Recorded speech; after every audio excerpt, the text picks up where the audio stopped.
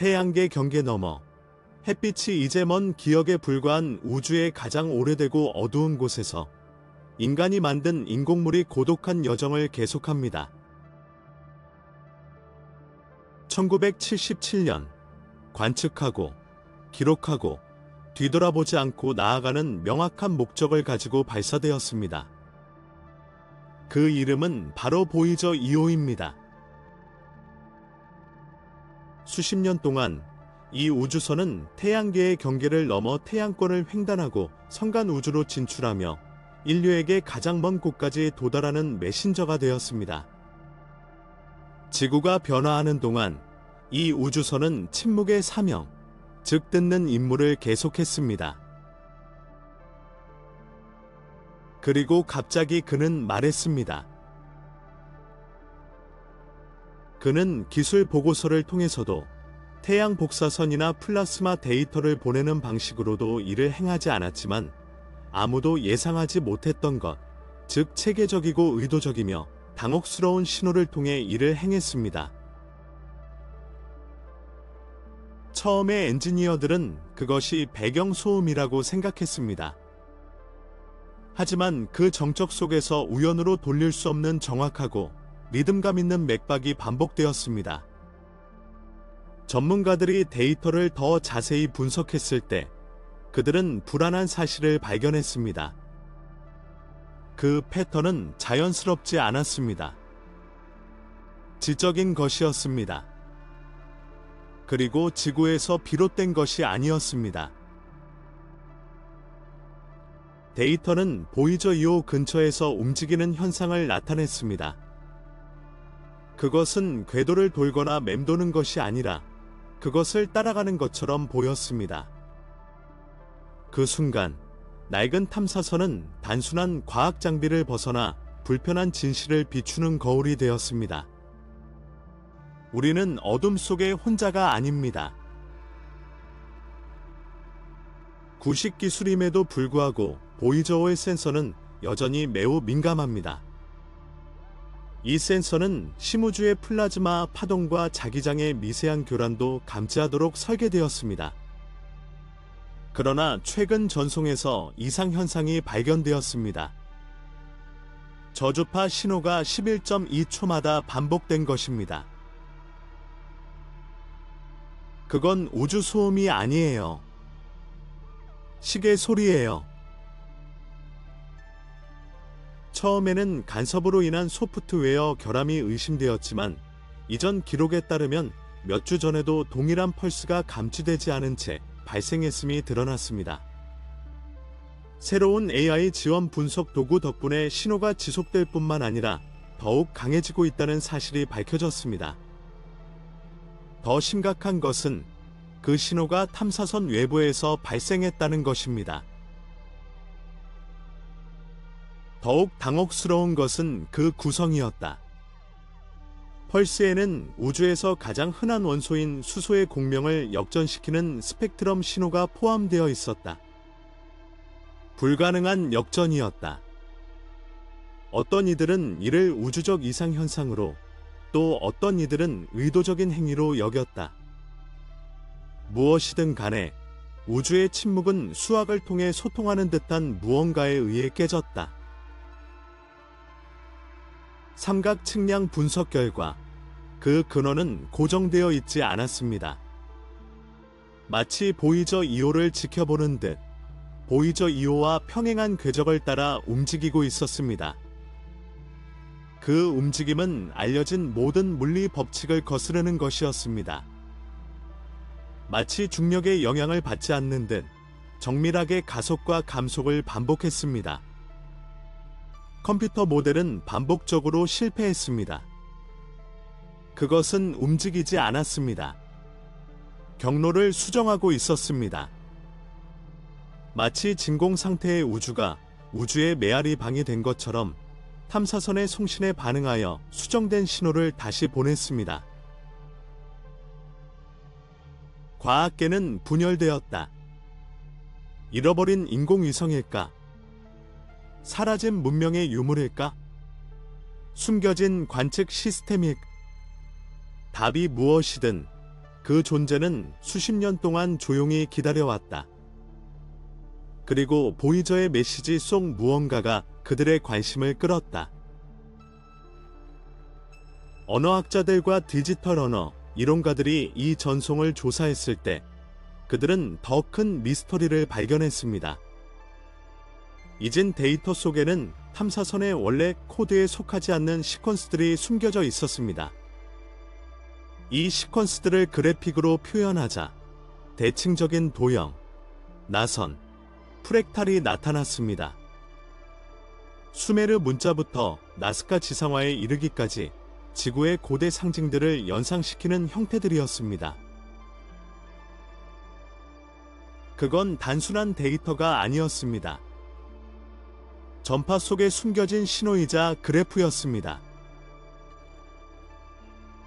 그리고 더 많이 연구할수록 결론은 더욱 분명해졌습니다. 누군가 또는 무언가가 반응했다는 것입니다.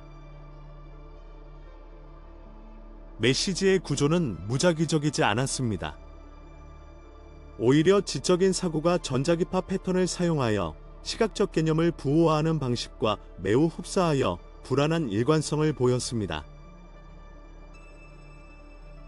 일부 연구자들은 그것이 단순한 신호 전달이 아니라고 의심하기 시작했습니다. 그것은 일종의 시험이었습니다. 인간이 그토록 복잡한 환경 속에서 숨겨진 신호를 인식할 수 있는지 측정하는 방법이었습니다. 그리고 그 시험은 방금 통과되었습니다. 보이저 2호는 성간 폭발물이 되었다. 그리고 공허 속 어딘가에서 무언가 혹은 누군가가 반응하기로 결정했다. 곧 확인이 이루어졌습니다. 캘리포니아 공과대학 캘리포니아 인스티튜트 오브 테크놀로지의 한 젊은 물리학자가 암호화 응답을 분석하도록 설계된 실험용 인공지능 시스템에 신호를 입력했습니다. 시스템이 반환한 것은 번역이 아니라 진화하는 반복이었습니다. AI는 원래 메시지와 동일한 논리를 따르는 응답을 생성하기 시작하며 자신의 패턴을 예측했습니다. 이는 단 한 가지를 의미합니다. 신호는 재기적이었고 상호작용을 유발하도록 설계된 루프였으며 깨지도록 설계된 퍼즐이었습니다. 동시에 수십억 킬로미터 떨어진 보이저 1호는 쌍둥이가 감지한 펄스와 동일한 자기 변동을 기록했습니다. 두 개의 프로브, 두 가지 이상 현상, 그리고 이러한 사건들이 고립된 사건이 아니라 훨씬 더 조직화된 무언가의 일부라는 느낌이 점점 커졌습니다. 질문이 바뀌었습니다. 더 이상 저 밖에 뭐가 있을까? 가 아니라 왜 지금일까? 겼습니다. 거의 반세기 동안 침묵을 지켜온 끝에 우리가 듣는 법을 배웠을 때 왜 누군가가 대답하기로 결정했을까? 통제팀은 메시지를 연구할 시간이 충분하다고 생각했습니다. 그들은 이 사건을 위해 수년간 준비했습니다. 수십 년간의 훈련, 끝없는 시뮬레이션, 그리고 알려진 모든 상황에 대비한 프로토콜을 구축했습니다. 그런데 상상도 할 수 없는 일이 일어났습니다. 보이저 2호가 완전히 침묵한 것입니다. 40년 넘게 수십억 킬로미터를 쉼없이 전파해온 신호가 순식간에 사라지면서 모든 통제실에 메아리 치는 듯 완벽한 침묵만 남았습니다. 처음에는 고장의 원인이 노후화 때문으로 여겨졌습니다. 46년간의 운항기간, 우주 방사선, 극심한 기온 변동, 그리고 미세 운석의 존재만으로도 고장에 충분한 이유가 되었습니다. 엔지니어들은 원격 측정 기록을 검토하고 전력 시스템을 점검하고 모든 통신 모듈을 검사했지만 이러한 완전한 정전을 설명할 수 있는 내부 이상 징후는 발견되지 않았습니다. 그러나 캘리포니아, 스페인, 호주의 심우주 관측 센터들은 정확히 같은 시각인 14시 37분 UTC의 신호가 완전히 끊겼다고 보고했습니다. 타이밍이 완벽했습니다. 마치 누군가 우주의 스위치를 켠 것처럼 모든 관측소가 동시에 침묵을 기록했습니다. 동시에 전 세계적으로 정전이 발생할 가능성은 거의 없었습니다. 이는 기술적 실패가 아니었습니다. 누군가 혹은 무언가가 외과적 수술로 정밀하게 외부와의 통신을 차단했다. 그 신호는 몇 주 전 우주선이 감지했던 것과 같은 맥박 패턴을 따라갔다. 그때까지만 해도 심우주에서 들려오는 메아리처럼 들렸다. 마치 누군가가 보이저 2호의 심장 박동을 흉내내어 소리를 죽인 것 같았다. 하지만 현상은 거기서 끝나지 않았습니다. 정전 5분 후 같은 우주 공간에서 가늘고 희미한 전파가 지구에 도달했습니다. 신호에는 뚜렷한 구조가 없었지만 그 세기는 멀리 떨어진 펄서에서 나오는 펄스와 비슷했습니다. 다만 중성자별이 아니라 보이저 2호 근처에서 온 것이었습니다. 그리고 가장 놀라운 것은 신호가 점점 가까워지고 있었다는 것입니다. 분석가들은 시간이 지날수록 신호의 진원지가 마치 관객이 우주 극장의 한 장면에 천천히 다가가듯 전진하고 있다고 추정했습니다.